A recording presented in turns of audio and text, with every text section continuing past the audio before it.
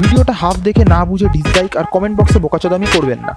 So hey guys, welcome back to খাজালাতে YouTube channel. আর video শুরুর আগে একটা কথা বলে রাখি যে আজকের পরে আমি হয়তো ভিডিও নাও বানাতে পারি। তাতে আমার বাল ছেঁড়া গেল।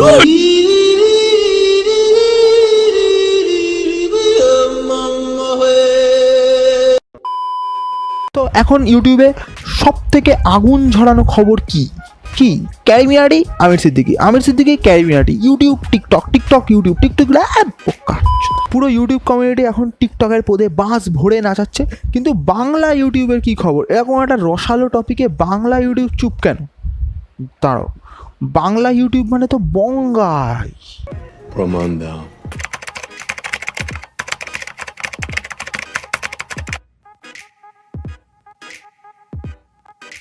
তো এখন প্রশ্ন উঠতেই পারে যে আমাদের বঙ্গাই এখন কি করছে না, স্যান্ডি সাহার ফেসবুক পোস্টে গিয়ে জ্ঞান চোদাচ্ছে। প্রমাণ দাও। একজন কন্টেন্ট ক্রিয়েটার হয়ে অন্যকে ছোট করিস না, এতে সস্তার লাইকই পাবি আর কিচ্ছু না।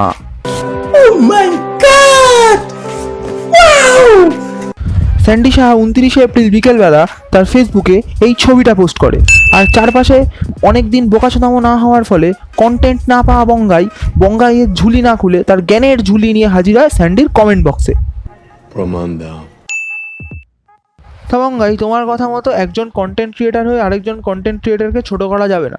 ছোট না মানে কিছু বলা যাবে না, এটা তো ছোট করা হয়নি এখানে। তো যাই হোক, তো তুমি তোমার প্রথম দিককার ভিডিওতে যে স্যান্ডি সাহার পোস্টে কমেন্ট করেছো, সেই স্যান্ডি সাহার তো গাড়ে তক্তা গুজে ঘুরিয়েছো তার বেলা।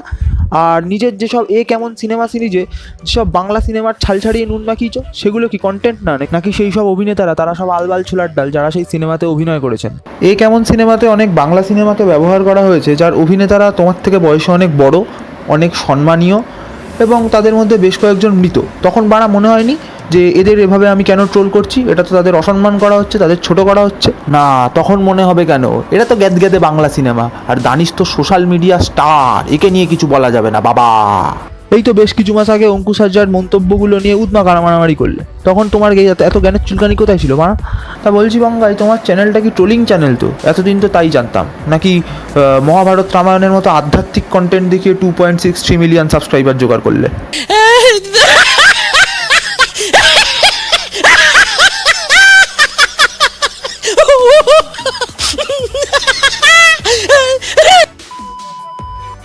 তো যাই হোক, ভিডিওটা বানানোর আমার এটাই উদ্দেশ্য বা বক্তব্য হলো যে প্রতিষ্ঠিত মানুষেরা, প্রতিষ্ঠিত সেলিব্রিটিরা, কল্ড সোশ্যাল মিডিয়া সেলিব্রিটিরা বহুদিন ধরে চর্চায় না থাকলে এরকম দুমদাম করে যেখানে সেখানে যা তা কমেন্ট করে দেবে। আর আরও স্পেসিফিকভাবে বলতে গেলে সস্তার লাইক পাওয়ার জন্য যেখানে সেখানে যা তা কমেন্ট করে দেবে।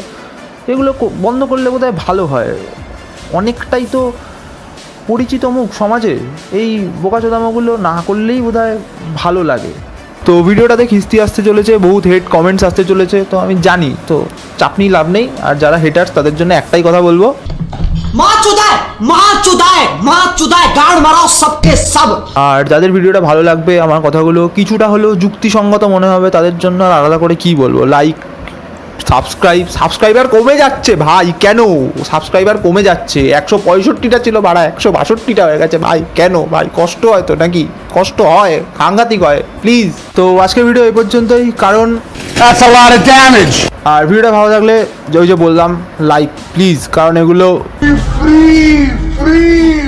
তো দেখা হচ্ছে পরের ভিডিওতে। ততক্ষণের জন্য টাটা।